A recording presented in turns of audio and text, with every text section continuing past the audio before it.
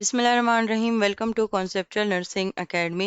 Subject है adult health nursing. Main topic है disorders of mouth and oesophagus, जिसमें हमने फर्स्ट टॉपिक स्टार्ट किया था स्टोमाटाइटिस। फर्स्ट पार्ट के स्टोमाटाइटिस में हमने पढ़ा था कि स्टोमाटाइटिस क्या होता है, यानी कि उसकी डिफिनेशन के बारे में हमने पढ़ा था, उसके डिस्क्रिप्शन के बारे में पढ़ा था, और उसके तीन टॉपिक्स यानी कि तीन टाइप्स हमने डिस्कस किए थे। आज के लेक्चर हम टाइप से ही स्टार्ट करने वाले हैं, यानी कि इसी को हम फर्दर कंटिन्यू करेंगे।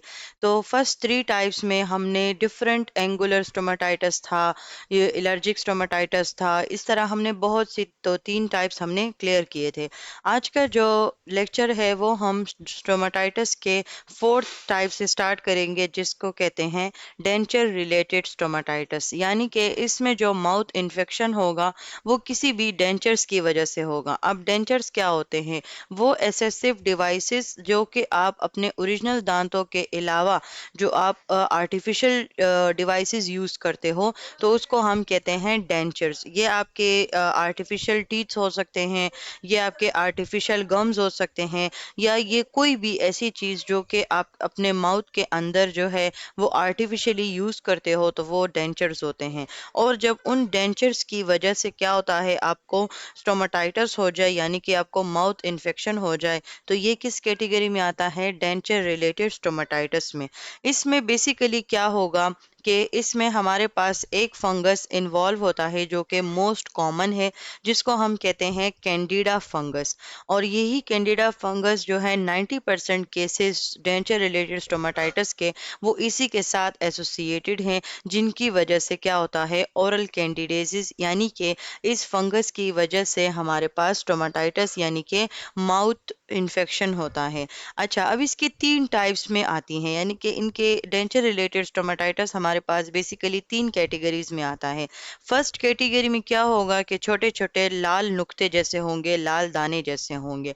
फिर टाइप टू में क्या होगा कि जितना डेंचर्स का जितना हिस्सा है, टाइप वन में सिर्फ पूरे माउथ के अंदर छोटे छोटे आप दाने कह दें, छोटे छोटे पिंपल्स टाइप जो है वो नुक्ते टाइप होते हैं। लेकिन टाइप टू में जितना भी डेंचर्स का हिस्सा होता है, वो तमाम चीज़ें जो है वो इसमें यानी कि वो तमाम हिस्सा टाइप टू में शामिल हो जाता है।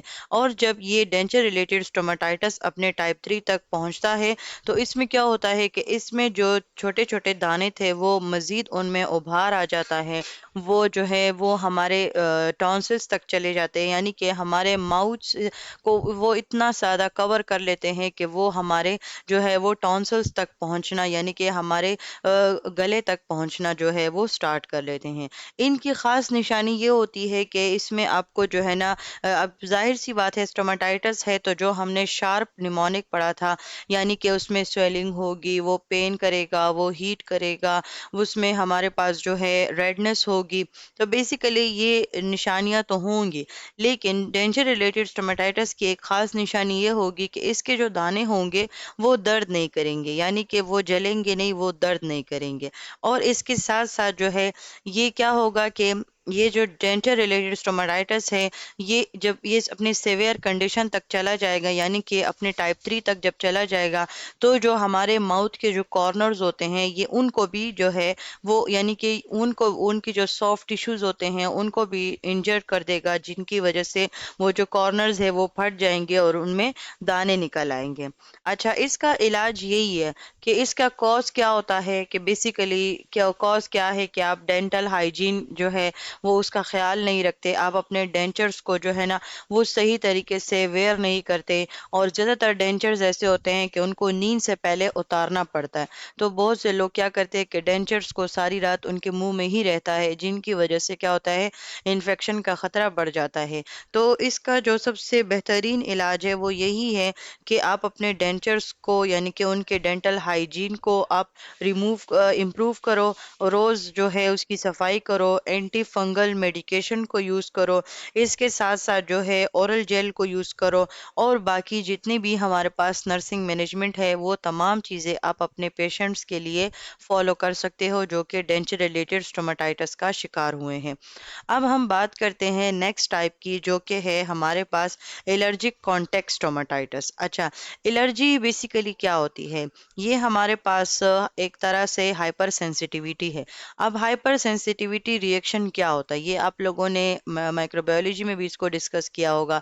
बहुत से ऐसे सब्जेक्ट्स में ये हाइपर सेंसिटिविटी का टॉपिक जो है ये रिपीट होता है। तो हाइपर सेंसिटिविटी क्या होती है कि बॉडी का ओवर रिएक्ट करना किसी भी ड्रग से रिलेटेड या किसी भी मेडिसिन के ऊपर। क्या होता है कि हमारी बॉडी के अंदर जब मेडिकेशन जाती है तो हमारी बॉडी उसकी तरफ रिस्पॉन्स शो करती है, रिएक्शन शो करती है। वो रिएक्शन पॉजिटिव भी हो सकता है, नेगेटिव भी हो सकता है। लेकिन बाज़ दफ़ा क्या होता है कि हमारी बॉडी जो है वो सीवियरली ओवर रिएक्शन शो करती है, यानी कि सीवियरली नेगेटिव रिएक्शन किसी मेडिकेशन के ऊपर शो कर लेती है। यानी कि क्या होती है कि एलर्जेंस जो कि एलर्जी काज करते हैं वो हमारे इम्यून सिस्टम को ट्रिगर कर लेते हैं। इम्यून सिस्टम जो है वो हाइपर हो जाता है और हाइपर रिएक्शन शो करता है, जिसको हम कहते हैं hyper sensitivity reaction. Allergic stomatitis इस वजह से होगा कि इसमें आप जो है या टूथपेस्ट की शक्ल में या ओरल जेल की शक्ल में या किसी भी मेडिकेशन की शक्ल में या किसी भी स्टेरॉयड जेल की शक्ल में आप कुछ ऐसी जो है मेडिकेशन या कोई भी ऐसी चीज़ आप यूज़ करो अपने माउथ के लिए। जैसे मैंने कहा कि वो टूथपेस्ट भी हो सकता है, वो कोई भी ओरल जेल हो सकता है, जो आपके वो जो उसमें एलर्जन हो, जो कि आपके इम्यून सिस्टम को ट्रिगर करे, स्पेशली जो आपके स्किन या जो हमारे पास म्यूकोजल मेम्ब्रेन है हमारे माउथ के, जब वो एलर्जेंस में इतनी कैपेबिलिटी हो कि वो उसको पेनिट्रेट कर सके, यानी कि वो हाइपर सेंसिटिविटी रिएक्शन को शो कर सके, उसकी वजह से हमारे पास जो स्टोमाटाइटस काज होगा, जो रेडनेस, जो स्वेलिंग, जो पेन, जो ब्लिस्टर्स या जो कॉर्नर्स का फट जाना, सॉफ्ट टिश्यूज का इंजर हो जाना, किसी भी एलर्जेंस की वजह से जब होता है तो उसको हम कहते हैं एलर्जिक कॉन्टेक्ट स्टोमाटाइटिस। अब हमारे पास आती है 6 टाइप ऑफ स्टोमाटाइटिस, जिसे कहते हैं माइग्रेटरी स्टोमाटाइटिस। अच्छा, माइग्रेटरी स्टोमाटाइटिस का नेक्स्ट नाम है, यानी कि इसको एमसीक्यूज के लिए आप याद रखें कि इसको हम कहते हैं ज्योग्राफिक स्टोमाटाइटिस। अब बेसिकली इसका मतलब क्या होता है? जोग्राफिया जोग्राफिक का वर्ड इसके लिए इसलिए यूज होता है क्योंकि ये एक जगह से दूसरी जगह पर माइग्रेट कर सकता है। जैसे कि आपको इस पिक्चर में भी नजर आ रहा होगा कि ये एक नक्शा सा बना लेता है, एक नक्शे नुमा जो है ये स्ट्रक्चर को शो करता है, जिसमें हमारे पास जो है इसके इसी जगह बदलने की कैपेबिलिटी की वजह से इस स्टोमाटाइटिस को, यानी कि इस माउथ इन्फेक्शन को हम कहते हैं माइग्रेटरी स्टोमाटाइटिस। ये भी हमारे पास बाकी टाइप्स की तरह सेम होगा, वही इन्फेक्टियस जो शार्प निमोनिक है उसको शो करेगा, लेकिन इसमें कुछ ऐसी ख़ास चीज़ें हैं जिनकी वजह से आप इनको बाकी टाइप से अलहदा कर सकती हैं। एक तो ये एट्रॉफिक होते हैं, ये एक पतली नुमा स्ट्रक्चर यानी कि पतली नुमा झीली सी शो करते हैं, जैसे कि आपको इस पिक्चर में भी नजर आ रहा होगा कि उसमें क्या होता है, जैसे पतली पतली लाइनें हैं, पतले पतले कट्स लगे हुए हैं, इस तरह की ये अपीयरेंस को शो करता है।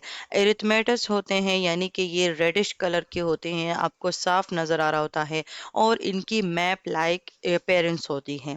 और ये आप इसको आप जो है वो ये इनके अंदर डीपेपिलेशन होती हैं, यानी कि इसको आप महसूस नहीं कर सकते, इसको आप पाल्पेट नहीं कर सकते।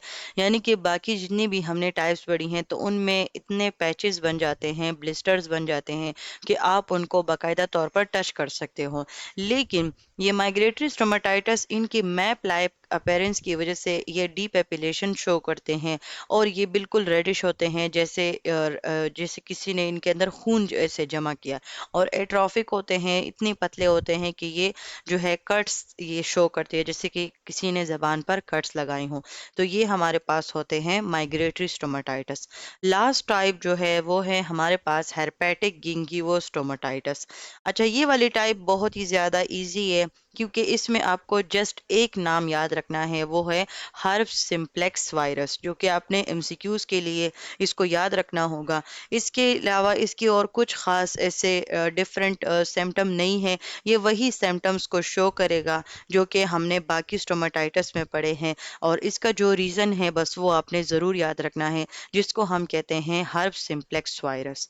और यहाँ तक हमारे पास स्टोमेटाइटिस की टाइप्स ख़त्म होती हैं। अब हम पढ़ते हैं कि मेडिकली, यानी कि डॉक्टर्स इनको किस तरीके से से मैनेज कर सकते हैं। मेडिकल मैनेजमेंट, अब जाहिर सी बात है मेडिकल मैनेजमेंट में हम ड्रग्स मेडिसिन्स यूज़ करेंगे, चाहे वो ओरल है या चाहे वो जो है हमारे पास टॉपिकल हैं, यानी कि डिफरेंट मेडिकेशंस हम इनके लिए यूज़ करेंगे। अब कोटिंग एजेंट जिसमें हमारे पास आती है बिस्मुथ सैलिसिलेट या सक्रोफिलेट और अदर एंटासिड, जितने भी हमारे पास एंटासिड्स हैं, सैलिसिलेट हैं, बिस्मुथ हैं, तो ये तमाम कोटिंग एजेंट्स हैं जो कि मेडिकल मैनेजमेंट में यूज़ हो सकते हैं। इसके अलावा अब इसमें हम उस उन तरीके से लुब्रिकेंट्स, यानी कि ये हमारे पास एक लुब्रिकेशन कहते हैं किसी भी चीज़ को मॉइस्चर प्रोवाइड करना, उसको वेट रखना।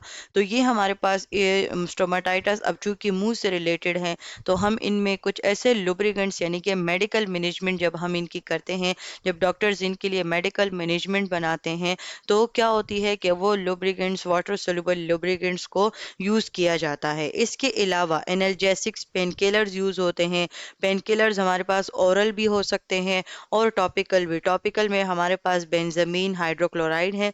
अच्छा, अब जैसे कि आपको पता है कि हम अडल्ट हेल्थ नर्सिंग में जो है हम डिजीज़ेस को ज़्यादा फोकस करते हैं, इसलिए इनमें जितने भी आप ड्रग्स के नाम सुनते हैं, तो वो आप लोग जो है ना एमसीक्यूज़ के लिए वैसे ही उसका एक जनरल ओवरव्यू जो है वो मैं आपको बता देती हूँ, यानी कि जनरल ओवरव्यू याद रखें। फिर इंशाल्लाह जब हम फार्माकोलॉजी का सब्जेक्ट पढ़ेंगे तो उसमें फिर हम एक एक ड्रग को जो है ना वो डिटेल के साथ पढ़ेंगे। तो इस सब्जेक्ट के लिए आप लोग जो है सिर्फ जहन में ये याद रखो कि एक डिजीज़ जो कि आपने पढ़ी है, तो उसके लिए आप मेडिकल मैनेजमेंट यानी कि आप किस तरीके से करोगे। आपको ड्रग्स के नाम पता होने चाहिए, आपको उनके डोजेस के बारे में पता होना चाहिए। अब जैसे कि यहाँ पर एक और बात क्लियर है कि आप जो है पेन किलर को यूज़ करते हो और साथ साथ टॉपिकल एनेस्थेटिक्स भी जो है वो यूज़ करते हो, ताकि आप उस चीज़ को, यानी कि आप उस ज़ख्म को जो है ना वो थोड़ी देर के लिए वो आप उसको सुन कर दो, नम कर दो, ताकि आप उसके ऊपर जो है वो मेडिकेशन लगा सको।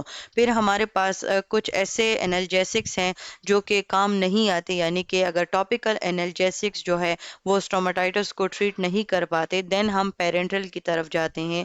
यानी कि पेरेंटल क्या होता है, आईवी इंजेक्टेबल्स और ये तमाम चीज़ों की तरफ फिर हम चले जाते हैं अगर ओरल या टॉपिकल एनाल्जेसिक्स जो है वो काम ना करे।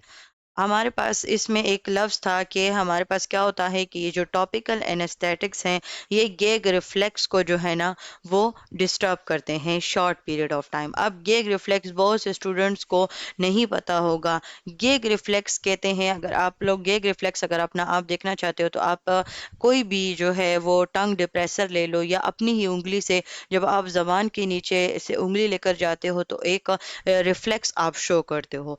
उस रिफ्लेक्स को आप कहते हो gag reflex. Gag reflex basically क्या होता है कि जब आपका जो थ्रॉट है उसका पिछला हिस्सा वो उसके अंदर एक रिफ्लेक्शन काज होती है, एक रिफ्लेक्स जो है वो इनिशिएट होता है। किस वजह से? एक कॉन्ट्रैक्शन की वजह से। और ये कॉन्ट्रैक्शन कब होगा? जब आप अपने फेरिंजियल वॉल को या जो आपका टॉन्सिलर एरिया है, जिस तरह मैंने कहा कि आप जो है जहाँ पर आपका ये जो तालू है या जो आपका ये जो टॉन्सिल्स एरिया है, जब आप यहाँ पर कोई चीज़ लेकर जाते हो, उसके नतीजे में आपके जो बैक ऑफ द थ्रोट है वहाँ से एक कॉन्ट्रैक्शन इनिशिएट होती है। उस कॉन्ट्रैक्शन को बेसिकली कहते हैं गैग रिफ्लेक्स। हमारे पास ये रिफ्लेक्स मोस्ट इम्पॉर्टेंट होता है। और ये जो गैग रिफ्लेक्स है, ये किस चीज़ की वजह से, किस मेडिकेशन की वजह से इम्पेयर होता है? टॉपिकल एनेस्थेटिक्स की वजह से, जो कि हम मेडिकल मैनेजमेंट में यूज़ करते हैं स्टोमाटाइटिस के लिए। तो ये जो एक लाइन है ये आप लोगों ने अपने साथ लिखनी है, ताकि ये आपको एमसीक्यूज़ के लिए याद रहे।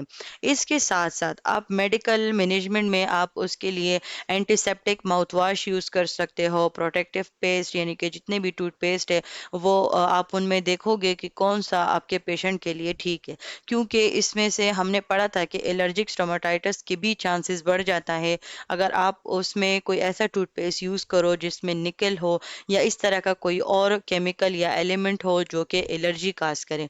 इसके साथ ساتھ ساتھ آپ جو ہے لوکل اینستھیٹک ماؤتھ واش یا اسپرے یوز کر سکتے ہو، اسٹیرائڈز آپ یوز کر سکتے ہو، اینٹی فنگل ایجنٹس آپ یوز کر سکتے ہو، اور اینٹی ہربس۔ اب اینٹی ہربس کیوں یوز کرو گے؟ کیونکہ جو لاسٹ ٹائپ ہم نے پڑھی تھی وہ یہی ہرب سمپلیکس وائرس کی وجہ سے اسٹوماٹائٹس جب کاز ہوتا ہے، یا جو ہمارے پاس جو ہم نے کینڈیڈا البیکنس کے بارے میں پڑھا، ایک فنگس ہے جو کہ یہ بھی جو ہے کیا کرتا ہے، ڈینچر ریلیٹڈ اسٹوماٹائٹس کے ساتھ ریلیٹڈ ہے، تو اس کے لیے آپ یوز کر سکتے ہو۔ تو یہ جتنے بھی ہمارے پاس ڈرگز ہیں ان کو ہم اسٹوماٹائٹس کے مینجمنٹ کے لیے یوز کرتے ہیں تاکہ اسٹوماٹائٹس کو ٹریٹ کیا جا سکے۔ اچھا، اب آتے ہیں ہم اس ٹاپک کے سب سے مین چیز پر، جو کہ ہے ہمارے پاس نرسنگ کیئر۔ یعنی کہ ابھی ہم نے ڈیزیز کے بارے میں تو پڑھ لیا، لیکن as a nursing student, as a nursing health care professional, ہم کس طریقے سے نرسنگ کیئر پرووائڈ کر سکتے ہیں اپنے پیشنٹس کو جن کو اسٹوماٹائٹس ہوا ہے۔ تو ہمارا نرسنگ کیئر کا یعنی کہ ہمارا سب سے مین گول کیا ہوگا کہ اسٹوماٹائٹس کی وجہ سے جو پین یا جو سمٹمز شو ہوتے ہیں ان کو ہم نے ریلیو کرنا ہوگا۔ اب کیوں کرنا ہوگا؟ کہ ہمارے پاس اسٹوماٹائٹس ظاہر سی بات ہے ماؤتھ کا انفیکشن ہے، جس کی وجہ سے ہمارے پیشنٹس کے فوڈ اینڈ فلوئڈ انٹیک جو ہے وہ ڈسٹرب ہو جاتا ہے۔ تو اس لیے کہ ہم کیا کرتے ہیں کہ ہمارا سب سے مین گول ہوتا ہے ان سمٹمز کو ریموو کرنا اور اس پین کو ریلیو کرنا۔ تو اس کے لیے ہم باقاعدہ طور پر جو ہے وہ نرسنگ پروسیس کرتے ہیں۔ پہلے ہم اسیسمنٹ کرتے ہیں، اس میں ہم underline cause find out کرتے ہیں، یعنی کہ اس کے ساتھ ساتھ ہم کو ایگزسٹنگ ڈیزیزز کے بارے میں میڈیکل ہسٹری میں پوچھتے ہیں۔ اب یہ کو ایگزسٹنگ ڈیزیزز بیسیکلی کیا ہوتی ہے کہ ہمارے پاس ایٹ اے ٹائم دو ڈیزیزز سے پیشنٹ گزرتا ہے۔ اب ہم جو ہے اسٹوماٹائٹس کبھی جو ہے کبھی کبھار اس طرح ہوتا ہے کہ اسٹوماٹائٹس کسی بھی ڈیزیز کا انڈائریکٹلی اس کو ہو جاتی ہے، یعنی کہ اس کو ڈیزیز ایک ہوتی ہے، فار ایگزامپل کسی کو اسٹمک پرابلم ہوتا ہے، اس کی وجہ سے اس کے جو ایسڈز بیس بیلنس ہے وہ بگڑ جاتا ہے، جس کی وجہ سے بھی اسٹوماٹائٹس کاز ہو سکتا ہے۔ تو کیا ہوتا ہے کہ ہمارے پاس کبھی کبھی سیکنڈری اسٹوماٹائٹس ہوتا ہے۔ اس کنڈیشنز کو پھر ہم کہتے ہیں کو ایگزسٹنٹ ڈیزیزز، یعنی کہ ایک ڈیزیز پیشنٹ کے اندر ہوتی ہے اور اس کو دوسری ہو جاتی ہے۔ تو ہمارے پاس جو اسسمنٹ ہم کرتے ہیں تو اس میں ہم کو ایگزسٹنگ ڈیزیزز کے بارے میں کرتے ہیں، پھر اس کے بعد ہم کچھ ڈائگنوزز یعنی کہ میں نے مینشن کیے ہیں جو کہ آپ اپنے کلینکل سائٹ پہ یوز کر سکتے ہو۔ اب اگر اسٹوماٹائٹس ہوا ہے تو ظاہر سی بات ہے اسسمنٹ میں آپ نے دیکھا کہ اس کے جو میوکس میمبرین ہے وہ امپیئر ہوا ہے، تو اس میں آپ ڈائگنوزز آپ لکھ سکتے ہو کہ امپیئر کنٹینیوٹی ہے اورل میوکس میمبرین کی، تو اس کی وجہ سے کیا ہوگا کہ وہ انفیکشن کے لیے ہائی رسک پر ہوگا، یا جو ہے اس کو آپ جو ڈائگنوزز ہوگی اس میں آپ اس کے لکھو گے کہ disturb food patterns related to stomatitis, تو اس میں آپ کیا کرو گے، اورل ہائیجین میں ان کو اسسٹ کرو گے، چاہے وہ اورل ہائیجین کر رہے ہیں اپنے ڈینچرز کو اپنے دانتوں کے، یا جو ہے کھانے کے بعد، یا جو ہے سونے سے پہلے، تو آپ ان میں بھی اس کو جو ہے وہ اسسٹ کرو گے۔ یعنی کہ آپ نے اوپر جو ڈائگنوزس کیا ہے اسی ڈائگنوزس کو کنٹینیو کرتے ہوئے آپ ان کو جو ہے نا ڈفرینٹ ایسے ایجنٹس جو کہ ان کے میوکس ممبرین کو مزید امپیئر کریں گے، ان سے آپ ان کو جو ہے نا وہ اس کو لمٹ کرو گے، یعنی کہ ان سے ان کو منع کرو گے، جیسے کہ کوئی اسموکنگ کرتا ہے، ٹوبیکو یوز کرتا ہے، الکوہل ہو گیا، اسپائسی فوڈس، یعنی کہ وہ فوڈس یا وہ فلوئڈس جو کہ جو ہے ایریٹنٹس، یعنی کہ وہ کیا ہوتے ہیں کہ وہ میوکس ممبرین کو جو ہے نا وہ امپیئر کرتے ہیں، تو اس میں آپ ان کو اس بارے میں بھی آپ ان کو گائیڈ کرو گے، آپ ان کو کیئر پرووائڈ کرو گے۔ اس کے ساتھ ساتھ اسٹوماٹائٹس میں آپ کا نیوٹریشن امبیلنس ہو جاتا ہے، کیونکہ آپ صحیح طریقے سے کھا نہیں پاتے، فلوئڈ لے نہیں پاتے، تو اس میں بھی یہ بھی آپ کی ایک ڈائگنوزز ہوتا ہے جس کو آپ نرسنگ کیئر پرووائڈ کرتے ہو، کس شکل میں آپ ان کے نیوٹریشنل انٹیک کو ایسیس کرتے ہو، ان کو آپ ہائی کیلوری اور ہائی پروٹین ڈائٹ جو ہے وہ ان کو سجیسٹ کرتے ہو، ان کو انٹیک میں ان کے جو ہے نا وہ ان کے ڈائٹ پلان میں ان کے لیے شامل کرتے ہو۔ تو یہ آپ کی نرسنگ ڈائگنوزس ہے، یہ آپ کی نرسنگ کیئر ہوتی ہے جو کہ آپ ایک ایسے پیشنٹ کے لیے آپ پرفارم کرتے ہو جو کہ اسٹوماٹائٹس کے جیسے ڈس آرڈر سے وہ جو ہے شکار ہوتے ہیں۔ اور یہیں تک آج کا ٹاپک ختم ہوتا ہے۔ آئی ہوپ آپ کو اس ٹاپک کی آسانی کے ساتھ سمجھ آئی ہوگی۔ مزید ایسی ویڈیوز کے لیے چینل کو سبسکرائب کر لیں، بیل آئیکن کو بھی پریس کریں۔ Thank you so much for your attention.